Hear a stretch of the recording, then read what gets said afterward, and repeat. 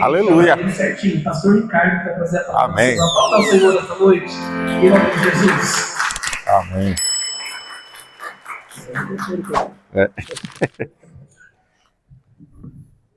Glória a Deus, boa noite, a paz do Senhor novamente. Amém. Vamos para a palavra do Senhor. O que nós vamos ler hoje está em Gênesis capítulo 11, a partir do verso 1 até o verso 8. Glória a Deus. Aleluia.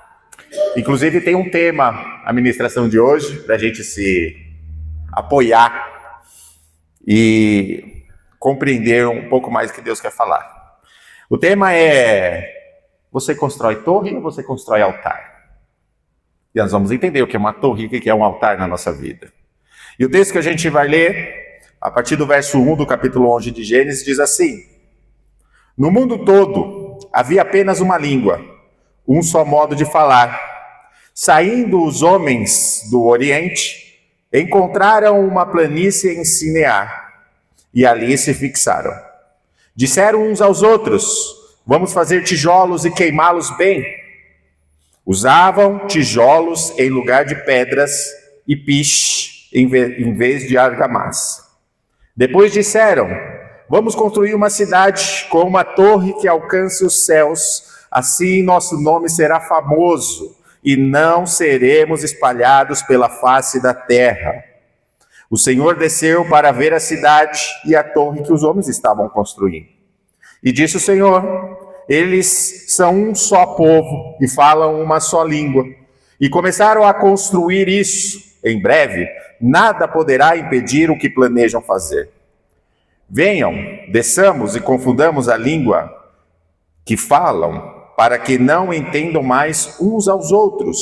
Assim o Senhor os dispersou dali para toda a terra e pararam de construir a cidade. Grande Deus, soberano, Pai amado, eterno, glorioso, estamos aqui nesta noite para ouvir a Tua palavra, aprender mais com o Senhor, com o Teu Santo Espírito. Peça ao Senhor o Teu direcionamento, a sabedoria do Teu trono, a sabedoria do alto, através do Teu Espírito Santo, para conduzir, Pai, essa ministração. Em nome do Senhor Jesus, toma a minha vida em Tuas mãos e que Teu Espírito Santo esteja falando conosco, em nome do Senhor Jesus. Amém. Pois bem, um texto que já virou filme, que já virou novela, mas que traz bastante riqueza para nosso entendimento de um cristão verdadeiro. Nós lemos aqui a descrição da Torre de Babel, né? Quem são essas pessoas que estão construindo a torre? Por que eles chegaram a esse ponto? Se a gente voltar um pouco mais no capítulo 6, no capítulo 5 a gente vê Adão formando filhos e filhas, vai vir a genealogia de após Adão e vai ter, entra na história no capítulo 6, na história de Noé. E ali Deus faz alguns apontamentos. No capítulo 5, ele vai falar que a maldade do homem se multiplicou. No capítulo 6, no versículo 6 do capítulo 6, ele vai falar que ele se arrependeu de ter criado o homem. Olha o que o texto diz. O Senhor viu que a perversidade do homem tinha aumentado na terra e que toda a inclinação dos pensamentos do seu coração era sempre e somente para o mal. Então o Senhor arrependeu-se de ter feito o homem sobre a terra, e isto cortou-lhe o coração, ou algumas traduções, pesou-lhe no coração. Tá? E aí a gente olha para esse texto e fala assim: peraí, o Deus se arrependeu de ter criado o homem? Não. O texto que fala de arrependimento aqui traz para a gente o significado de que Deus lamenta de ter criado o homem que está saindo da tua presença. Por quê? Porque a maldade e a violência estão se multiplicando. Então Deus está vendo que o homem está indo contra a vontade dele. Esse é o lamento de Deus. Então Deus quer interferir nisso, nesse crescimento da violência. Então o que ele faz? Ele anuncia um dilúvio. A gente vê que capítulo 9, a gente tem Noé, com toda a história que passou pelo dilúvio, os animais, a construção e tudo mais. E Noé é o cara que Deus escolheu como justo, que seria o reset, né, desse povo maldoso que tinha se multiplicado até então. Só que Noé, ele, assim que sai da arca, ele faz lá um sacrifício, depois ele planta uma vinha, e ele toma o vinho daquela vinha e ele se embebeda, né? E quando ele se embebeda, um dos filhos dele, chamado Cão, acaba vendo a nudez dele e indo contar para os seus irmãos, fazendo uma pirraça, né? Isso é uma desonra. Ele, além de ver a nudez, ele ainda não ajudou o pai naquela situação. E a gente já, de cara aqui, vai encontrar duas características de um crente que é o cão. É uma pessoa que encontra problemas na vida de outras pessoas, mas, ao invés de ajudar, ele piora. Fazendo o quê? Desonrando a vida do irmão, contando dos problemas do irmão, ao invés de ajudar para o outro. Porque a gente vai ver que ele chega nos irmãos e ele conta a vergonha do pai. Ele conta qual o problema que o pai estava passando. Então a gente já vê um tipo de crente aqui. Aquele que sabe que o irmão tem um problema, mas não ajuda. E a única tarefa, o único desempenho e a única força que ele empenha é para que aquele problema seja piorado na vida do irmão que ele está vendo com problema. Ele não se satisfaz, então ele faz uma fofoca, ao invés de ajudar. Esse é o padrão do crente cão.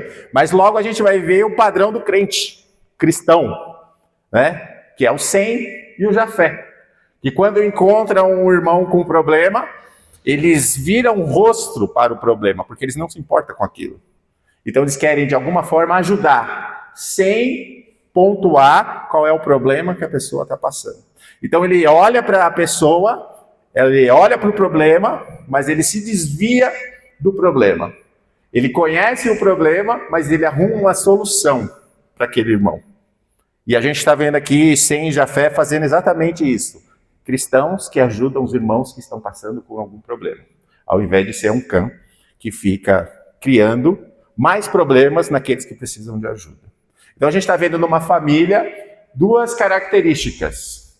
Ou seja, dentro de um corpo, dois tipos de crentes. E é desse cão que vem uma geração que funda esse texto que a gente está, essa Babel, né? Cã vai ter lá Canaã, que vai ter Cuxi e que vai ter Nimrod. Nimrod é o cara que inventou a Torre de Babel. Ele inventou a cidade de Babel. E a gente vai ver que o texto fala que Nimrod era um caçador diante de Deus. Esse diante de Deus é uma forma de afronta. Tudo que ele fazia era para afrontar o poder de Deus. Ele queria mostrar para Deus que ele era mais poderoso. Logo, ele teve uma grande ideia. Para mostrar que eu sou tão poderoso, eu vou construir uma cidade. E nessa cidade vai ter uma torre. E nessa torre eu vou até o céu. Essa é a ideia de Nimrod. E Nimrod, ele significa rebelião. Esse é o significado do nome de Nimrod. E Babel significa confusão. Então a gente está vendo um rebelde que só faz confusão. E nós estamos vendo que ele é da geração de Cã, ou seja, aquele crente fofoqueiro que viu o problema do irmão e ao invés de ajudar. Então a gente está vendo que aquele que não se importa com o irmão vai ensinar uma geração a ser rebelde e a causar confusão. É assim que nasce Nimrod. E é assim que Nimrod funda uma cidade, a cidade da confusão. Esse é o nome de Babel. Então esse é o contexto, até então, do texto que a gente leu. Gênesis capítulo 11, do verso 1 até o verso 8. E agora a gente vai ver verso a verso o que esse texto nos ensina, baseado nesse contexto que nós vimos até agora. O que está acontecendo? Por que Babel surge no meio de uma história, né, do nada? Algo Deus quer nos ensinar. Nada está na Bíblia por acaso. E aí no verso 1 vai falar o seguinte: no mundo todo havia apenas uma língua e um só modo de falar. Aqui a gente está vendo o texto pontuando para a gente que até existe intenção, mas o propósito está errado. Então, de boa intenção, o inferno está cheio, né? Por quê? Porque não focaram essa intenção no propósito correto. E essa é a característica de Babel. Deus fala assim, eles têm a intenção. Existe algo em comum entre eles. Mas o propósito está errado, né? E o propósito é construir a partir da rebeldia, na cidade da confusão, um jeito de chegar até o céu. Esse não é o padrão de Deus. Eles estão em comunhão, falam a mesma língua para isso. No verso 2, fala o seguinte: saindo os homens do Oriente, encontraram uma planície em Sinear, e ali se fixaram. Bom, aula de escola bíblica, para quem estava na escola bíblica, essa vai ficar fácil. Quando a gente vê um povo saindo do Oriente, o Oriente é o lugar onde o sol nasce. Quando a Bíblia fala de Oriente, ela está falando do leste. A porta do templo era virada para o Oriente, porque isso está apontando para uma luz. Ok? Então, o texto está mostrando para a gente, saindo os homens do local onde existia a luz, partiram para um lugar entre dois rios. Aí você fala assim, tá, o que isso tem a ver? Entre dois rios é o significado do nome Sinear. Sinear é uma região que ficava entre dois rios, o rio Tigre e o rio Eufrates. E aí você fala, tá, o que isso tem a ver? Quando a gente olha bem para o texto, a gente vai ver um povo saindo da luz, caminhando em direção, ou seja, eles têm a comunhão, a rebeldia, a confusão, e isso está levando eles para um lugar fora do limite da cidade prometida. Aí você fala, ok, peraí, como assim? Aí a gente tem que conhecer o mapa. Eles estão em Canaã. Canaã é a região da terra prometida. Deus vai prometer isso lá na frente através de Abraão. Só que eles saem e vão até o limite da cidade prometida, da terra prometida. Por quê? O limite era o Eufrates. A terra começava lá embaixo, na fronteira do Egito, e até lá em cima, com o rio Eufrates. Acabava lá. E o texto está falando assim, esse povo saiu do local onde existia luz. Ou seja, saíram da presença de Deus. Para quê? Para ir para uma terra, porque causavam confusão, eram rebeldes, e essa terra ficava no limite da cidade prometida.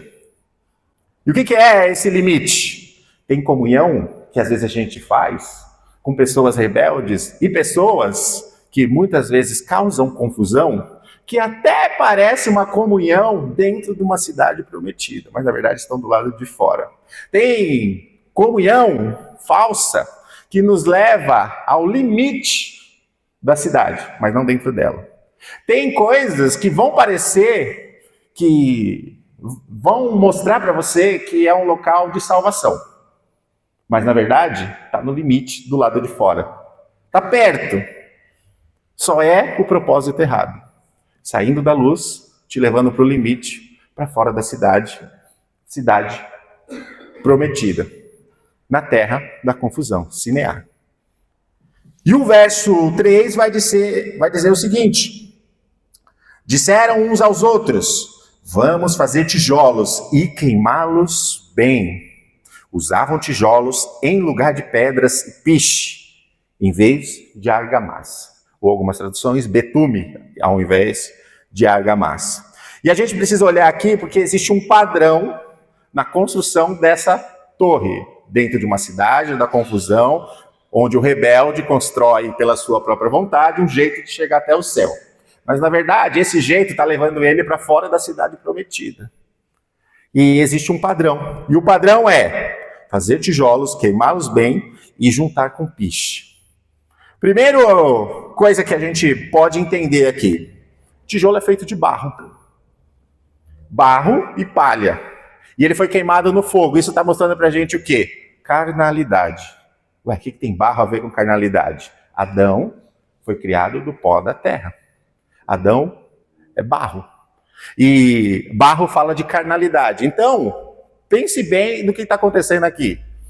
Uma torre, uma cidade da confusão, tentando levar pessoas até o céu, mas na verdade era só um desejo carnal juntado com betume. Betume é piche. Piche é sujeira. Sujeira é pecado. Então existem pessoas na cidade da confusão que são rebeldes, fazendo comunhão com o pecado, achando que isso vai construir uma torre que vai chegar eles até o céu. Então a gente está vendo o padrão humano sendo estabelecido, o padrão de Adão, querendo achar um jeito de chegar até o céu. E outra coisa que a gente aprende é que a torre ela é construída a partir da terra.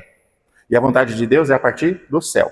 Quando a gente olha para a oração do Pai Nosso, a gente vai encontrar a vontade de Deus na terra. E não a vontade da terra no céu. O padrão para a terra é a vontade do céu. Então tem que partir de lá aquilo que a gente precisa construir. Não partir daqui, porque partir daqui é só tijolo. E tijolo feito de barro e palha. E barro que é queimado. E quando é queimado, ele vira o quê? Pó. Parece que tem substância, parece que é firme, mas é pó. E pó é uma terra seca. Terra seca não frutifica. Então a gente está vendo aqui um padrão de uma cidade da confusão, onde rebeldes estão construindo através do pecado, dando liga entre carnalidade para poder, com o seu jeito e o seu ego, querer chegar até o céu. Então é um padrão humano estabelecendo um reino que acha que é mais poderoso que o do céu. Ego. Egocentrismo. Ego do homem. E a gente vai ver que tijolos no lugar de pedras, que é isso que o texto vai falar, ó. Vamos fazer tijolos e queimá-los bem. Usavam tijolos em lugar de pedra. E a gente olhando para tijolo no lugar de pedra, fala de um padrão de Deus sendo quebrado. Por quê? Tijolo é barro, barro queimado é pó, e pó é infértil. Mas quando a gente olha para a pedra, mas pedra é infértil. Não, mas pedra é fundamento. Então quando a gente olha tijolos sendo colocados no lugar de pedra, a gente está vendo assim, o homem rebelde, na comunhão com o pecado, fazendo maldade, está construindo com o seu ego um jeito que ele acha que leva até o céu, mas na verdade não tem fundamento. Ele acha que o barro é fundamento, mas é pó. E o padrão de Deus sempre foi pedras para se relacionar com ele. Olha só. Pedra fala de fundamento e de família. Por quê? Efésios capítulo 2, verso 19 diz assim: portanto, vocês já não são estrangeiros nem forasteiros, mas concidadãos dos santos e membros da família de Deus, família de Deus, edificados sobre o fundamento dos apóstolos e dos profetas, tendo Jesus como pedra angular. Para quem não sabe, uma pedra angular, se vocês já viram aquelas estruturas romanas, tem aqueles arcos assim, ó, que não tem coluna nenhuma. No meio dele tem uma pedra cortada diferente. Aquela pedra ela apoia nas outras, ela faz pressão para os lados. E isso é uma pedra angular. Não cai. Então ele está falando aqui que existe um fundamento dos apóstolos, ou seja, existe o ministério apostólico que sustentou a igreja para que ela se multiplicasse, mas tudo isso foi em cima da pedra, da rocha, que é Cristo. E toda essa família é formada em cima dessa rocha, de muitos irmãos. E pedras são os elementos que Deus estabelece para criar relacionamento com o homem. Porque o homem se relaciona com Deus através do altar. E nós vamos ver isso, ó, Êxodo capítulo 20, Deus dá uma instrução.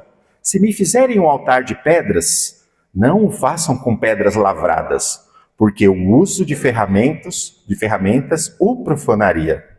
E o que isso quer dizer? Deus quer pedras não lavradas, ou seja, pedra do jeito que pegou é para construir o altar. Isso mostra que Deus estabeleceu já o padrão, não é para mexer. E quando ele fala assim, não use ferramentas, ou seja, eu não quero que o homem molde aquilo que eu estabeleci. O barro é fácil, você molda, queima e constrói a sua torre. Mas a pedra, Deus falou assim, não mexa com pedra. Não mexa no fundamento. Eu estabeleci ela desse jeito. E é desse jeito que eu quero que use, sem ferramentas, senão vocês vão estar profanando. Ou seja, a gente vai dar uma forma, se a gente usa ferramenta, a gente dá uma forma para aquilo que Deus criou para ser daquele jeito. A gente já vai entender o que são as pedras, o que elas podem significar. Ou seja, então o altar é o lugar da comunhão, onde Deus vai se relacionar com o homem. E o altar ele é feito com essas pedras, que não tem forma estabelecida pelo homem. O próprio Deus já criou e ele falou, eu quero que use essas pedras para formar um altar, para eu me manifestar no relacionamento. E altar, abrindo um parênteses aqui, vai falar da forma com que a gente se relaciona e adora a Deus. E existem 4 tipos de altar na nossa vida. Isso daria uma outra ministração, mas eu vou só pontuar esses 4 pontos aqui. Olha só, quando nós nos relacionamos com Deus, nós nos relacionamos e o adoramos através daquilo que a gente faz por amor. Ou seja, nós entregamos através da nossa vida um relacionamento com o irmão, com as pessoas que a gente conhece, com a igreja, com Deus. E tudo isso é formado em um altar que a gente levantou na nossa vida. Ok? E esse altar é formado por pedras, que a gente já vai ver, cada um na sua forma. Mas o primeiro altar, onde tem pedras diferentes que são formadas, é a cama. O lugar onde a gente se relaciona com o cônjuge. Ou seja, 2 pedras diferentes. Então, a gente não deita em qualquer cama. A gente não se relaciona com qualquer cama. A gente não deita na cama dos outros.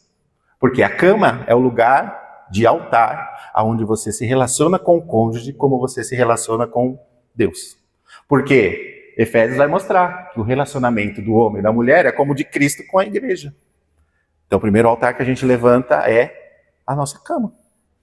Se você não sabia, você tem um altar na sua casa. Se você é casado, então você tem um altar na sua casa onde você se relaciona com o seu cônjuge. Então, se você não é, então você não tem um relacionamento com Deus através do relacionamento com o seu cônjuge. Porque é um altar.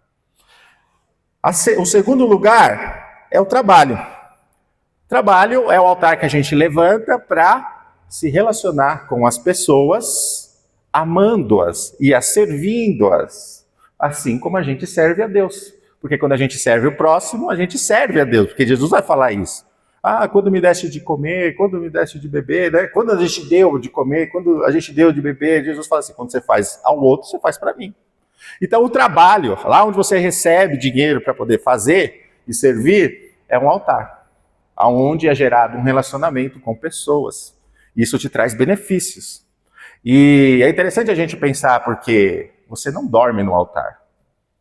Porque eu já trabalhei em empresa em que muitas vezes a gente encontrava pessoas que estavam dormindo no banheiro para matar o horário que deveria estar trabalhando. Então é uma pessoa que está profanando o altar. Então o trabalho é o seu segundo altar, é o altar do segundo lugar da sua vida, onde você se relaciona com Deus. O terceiro é a sua igreja. Aqui, igreja local. É o lugar da comunhão. Tem lugar melhor para manifestar a presença de Deus? Tendo comunhão com os irmãos. Então, aqui é um lugar que a gente levanta um altar. Porque quando a gente tem um relacionamento com o irmão, a gente tem um relacionamento com Deus. É o lugar que a gente adora junto com os irmãos. É o lugar onde a gente oferta junto com os irmãos. É o lugar que a gente ama os irmãos, como Cristo amou a nossa vida. É o lugar que a gente perdoa os nossos irmãos. Então, lembra lá a questão do filho de Noé? É o contrário disso. Ele lá criando confusão, sendo que a igreja é o local da comunhão, onde em vez de confusão tem comunhão, e amor, e paz, e perdão, e entendimento sobre a vida do outro, e auxílio, e compartilhamento. E o quarto lugar que a gente cria um altar é a nossa mesa lá de casa, sabe? Ou a mesa que você senta com pessoas para você comer. A gente vai ver que Labão e Jacó tiveram um relacionamento numa mesa. Levantaram pedras, montaram a mesa e definiram ali os termos para eles viverem bem. Então, dentro da sua casa existe uma mesa. E mesa é o lugar. Eu quero que vocês entendam o seguinte. Não leve isso para o lado místico. Não é a mesa que é um altar e aqui vai Deus. Não é isso. É que isso é um símbolo para relacionamento familiar. O lugar onde você senta, onde você conversa, onde você come. Ninguém come falando besteira. A gente come falando que a comida tá boa, fala da vida do outro que tá lá junto, conta como foi o dia. Então, quando a gente fala de mesa dentro de casa e altar, tá falando que existem pais que precisam se relacionar com os filhos. Existem maridos que precisam se relacionar com as mulheres. Existem as mulheres que precisam se relacionar com os maridos. E é isso que funciona. Esse é o altar dentro de casa chamado mesa. É o lugar de relacionamento com a família, onde Deus está presente. Então, só fiz um parênteses aqui para a gente entender um pouco sobre esses altares que são formados por pedras. E eu não sei se você percebeu que todos esses lugares que a gente chamou de altar têm uma coisa em comum: pessoas. Então, pedras são pessoas. Aí você fala, não, peraí, vamos lá. Por que são pessoas? Isaías, capítulo 51, verso 1. Escutem-me vocês que buscam a retidão e procuram pelo Senhor. Olhem para a rocha da qual foram cortados e para a pedreira de onde vocês foram tirados. O que a gente entendeu aqui? Existe uma rocha e existem as pedras que foram tiradas da onde? Dessa rocha. Aí a gente vai entender o padrão da criação. Façamos o homem à imagem e à semelhança de Deus. E se a gente olhar Hebreus, capítulo 1, do verso 1 ao verso 3, vai falar assim, ó. Antigamente, Deus falava por meio dos profetas. Mas hoje, Ele fala por meio do seu Filho, a qual é a sua imagem e a sua semelhança. Ou seja, quando Deus cria o homem, Ele fala assim, façamos o homem, a imagem e a semelhança de Cristo. E Isaías está mostrando para a gente aqui, lembre-se da rocha, a qual vocês foram tirados. Vocês saíram com uma forma. Essa forma não pode ser moldada por outro homem. Por isso que Deus fala assim, não usem ferramentas. Cada pedra com a sua diferença. Existem pessoas diferentes. E essas diferenças não é o que repele um do outro. Não é o que é para causar confusão. Essas diferenças fazem com que elas se encaixem e formem um altar, onde Deus é adorado, onde existe relacionamento. Então, o que Deus fala assim, não mexa nas pedras, não talhem elas com ferramenta, porque é na diferença que vocês vão crescer. É na diferença que vocês vão formar comunhão. É na diferença que a gente se desenvolve. Não adianta a gente querer pessoas iguais a gente para poder se relacionar melhor. Não tem como, a gente precisa se relacionar com os diferentes.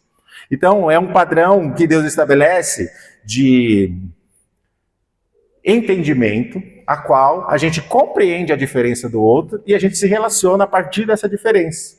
Não faz como Cã, que pega e essa diferença vai se tornar uma forma de você criar um problema na vida daquela pessoa, ou desonrar aquela pessoa. Então, as diferenças é aquilo que nos une, não aquilo que nos separa. E Deus deixa bem claro, eu quero esse altar com pedras, cada um do jeito que elas são, sem interferência humana. E essa pedra forma um altar, e esse altar é um lugar de relacionamento. Então está falando de comunhão. Comunhão de pessoas diferentes que se relacionam e juntos se relacionam e adoram a Deus.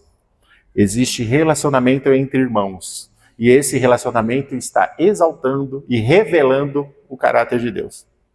É nesse relacionamento. E interessante que eles vão falar assim, colocaram betume, né? Como lugar para ligar esse tijolo. E esse betume, como a gente viu, é o pecado, é aquilo que é viscoso, aquilo que gruda. Então o padrão da pedra é a argamassa. E a argamassa fala da graça. Por quê? Porque a gente vai ver o apóstolo Paulo falando isso pra gente. Vejam só. Onde abundou o betume, superabundou o cimento. Onde abundou o pecado, superabundou a graça. Aquilo que antes era motivo de comunhão através do pecado, através de Cristo, agora tem a graça a qual nos une. Então, esse cimento que eles substituíram pelo pecado é a graça. Eles rejeitam a graça, porque junto com o ego que eles estão formando numa cidade da confusão, através da rebeldia, eles estão construindo com carnalidade, que é o barro, e firmando isso com pecado, um jeito de chegar até o céu. Isso é Babel, confusão. Babel significa confusão. Gênesis, no verso 4, né, continuando, vai falar assim: depois disseram, vamos construir uma cidade com uma torre que alcance os céus. Assim nosso nome será famoso e não seremos espalhados pela face da terra. Ou seja, a gente está vendo o ego humano na rebeldia, no pecado, querendo estabelecer um poder a qual não faça com que eles se separem. Ou seja, vamos estabelecer o nosso nome para ser famoso e assim a gente não vai ser espalhado. Isso vai totalmente contra a vontade de Deus em Gênesis capítulo 9, logo depois do dilúvio, no verso 1. Deus vai falar o seguinte, o Senhor... Não, aqui ele fala assim, capítulo 9, frutificai e multiplicai e enchei a terra. Isso é um padrão a qual Babel, que é o lugar da confusão, está se unindo e se achando poderoso, contrariando a vontade do céu, que era frutificar, multiplicar e se espalhar. Vamos fazer junto aqui, e a gente vai ser poderoso junto aqui. É isso que eles estão falando e demonstrando através desses atos. E aí no verso 5, do capítulo 11 de Gênesis, fala o seguinte: o Senhor desceu para ver a cidade e a torre que os homens estavam construindo. E disse o Senhor, eles são um só povo e falam uma só língua, e começaram a construir isso. Em breve, nada poderá impedir o que planejam fazer. Venham, desçamos e confundamos a língua que falam, para que não entendam mais uns aos outros. Assim o Senhor os dispersou dali por toda a terra e pararam de construir a cidade. Vamos lá, aqui tem muitas camadas. Mas vamos começar pelo seguinte. Deus fala o seguinte, vamos descer e confundir as línguas, porque em breve nada pode impedir. Deus está demonstrando que existe um poder na comunhão. Lembra? Eles estão com o propósito errado, mas com a intenção certa. E Deus está falando assim, nada pode impedir um povo em comunhão, mas não com o propósito errado. Vamos descer e confundir. Vamos descer e confundir esse povo, espalhar eles. Mas nada pode impedir se eles continuarem em comunhão. Eles estão em propósito errado, mas Deus está demonstrando, na comunhão, nada pode impedir a igreja. É isso que ele está mostrando para a gente. E a ideia de descer vai apontar diretamente para Jesus. Porque João, capítulo 1, verso 14, vai falar que o Verbo encarnou. E ele habitou no meio de nós. Então, a ideia de descer de Deus é, vou ficar no padrão do homem, para mostrar para ele que ele está errado. E vai mostrar para ele qual que é o jeito certo. E ele desce da sua glória e ele constrói um altar. Aí você fala, peraí, como assim? Vamos lá. O Deus desceu, chegou no padrão do homem. Ou seja, o Verbo encarnou. Cristo, homem. O que ele faz? Ele monta um altar. Ele pega a madeira, leva até um monte de pedras chamado Gólgota e faz um sacrifício. A própria vida. Agora ele está mostrando, essa é a vontade do céu. Montar um altar, me sacrificar, para que todos agora tenham um jeito de chegar até o céu. Porque o padrão do céu desceu. Para estabelecer um altar, um lugar de relacionamento. Um lugar onde o véu se rasga, de cima a baixo. Para quê? Para que o homem agora tenha um relacionamento e chegue até o céu, a partir do céu, não a partir da terra. Esse é o padrão. E no verso 7 fala que as línguas foram confundidas. Ou seja, Deus não tem comunhão com o padrão humano, barro e piche. E nessas línguas confundidas, a gente vai ver que a ideia é que eles não continuassem aquela comunhão. Vamos separar, porque esse não é o meu padrão. O meu padrão é pedra, para formar o altar, é sacrifício, que é o cordeiro, é o fogo, que é o Espírito Santo. Esse é o lugar de relacionamento. E tudo isso através da fé.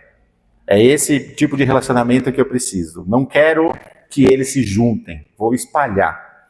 E a gente vai aprender que existe um versículo totalmente inverso a isso. Olha só, Atos capítulo 2.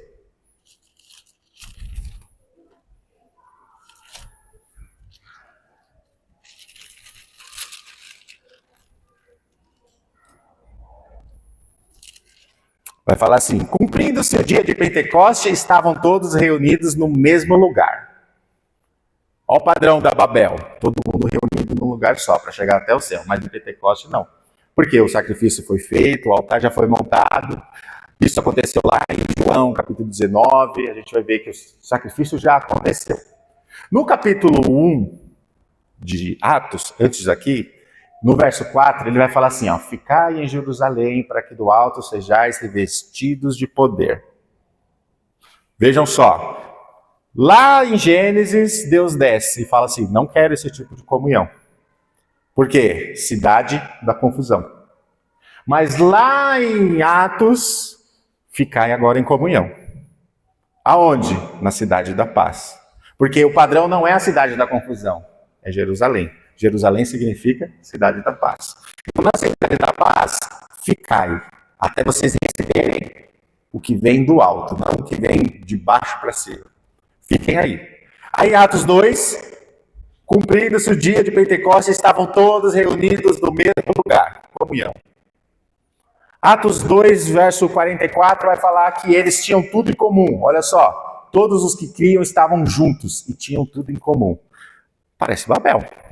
Falavam a mesma língua, estavam todos no mesmo lugar, tinham tudo em comum. Não, peraí, você não falou de falar a mesma língua. No verso 8 do capítulo 2. Como, pois, ouvimos cada um em nossa própria língua em que somos nascidos? O que aconteceu aqui? Vamos lá. Padrão do céu. Tudo na cidade da paz, todas as pedras reunidas em um só lugar. Agora a vontade de Deus desce e todos falam uma língua. Padrão da confusão. Estavam todos no lugar fora da cidade prometida. Estão entendendo? E fora da cidade prometida, Deus desce e causa dispersão. Ou seja, fazendo com que ninguém se entenda, porque essa comunhão está errada. O propósito dessa comunhão está errada. Mas em Atos, a comunhão é: fiquem na cidade da paz, não na cidade da confusão. Por quê? Do alto vai vir o jeito certo. E quando eles esperam, todos reunidos no mesmo lugar, todas as pedras prontas, cada um do seu jeito.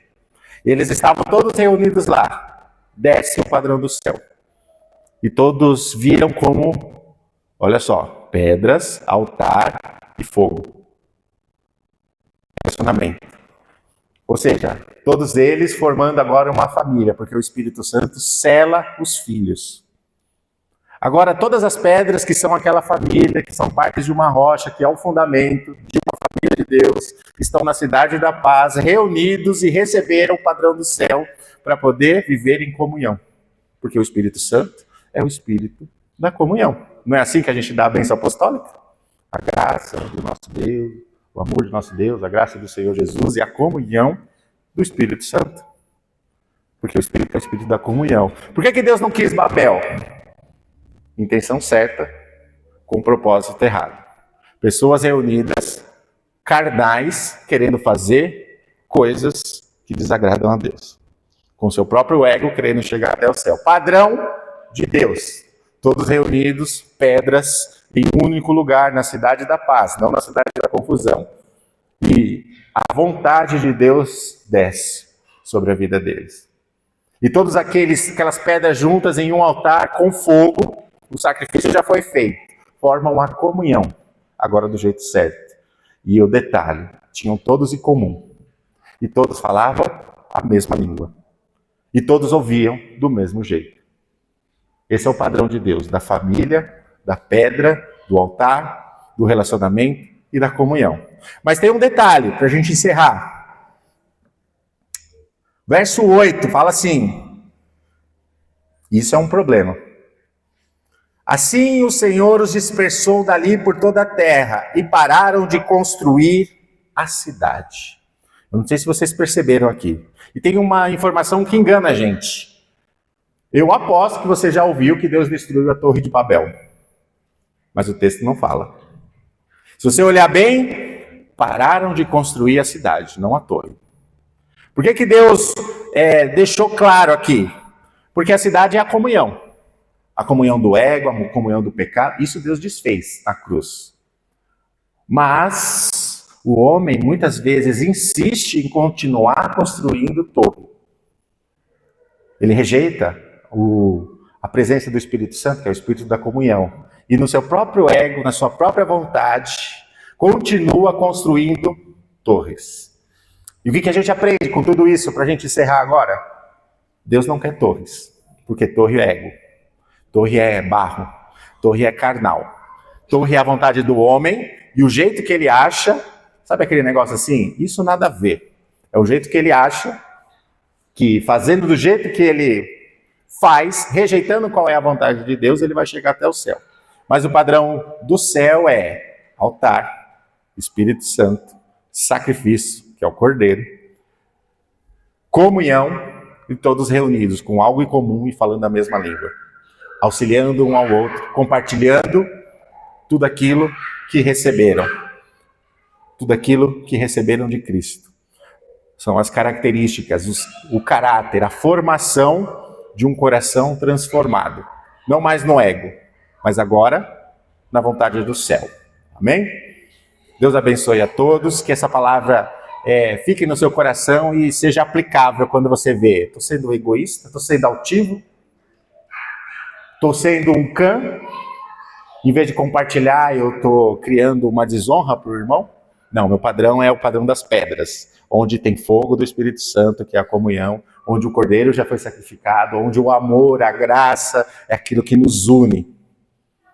E só para que me veio agora aqui, Jesus vai falar assim, em certo momento, os discípulos falam, olha, Senhor, esse templo, você vê como é grande? Jesus fala assim, eu destruo esse templo, em 3 dias eu vou reconstruir novamente. E o templo era formado do quê? De pedras que não foram talhadas, porque não se ouvia barulho de ferramenta quando o templo foi formado. E Jesus está falando sobre o seu próprio corpo, onde a presença de Deus habita.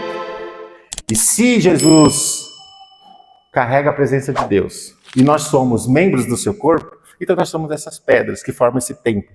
E esse templo é onde habita a presença, através do Espírito Santo. Amém? Deus abençoe, viu?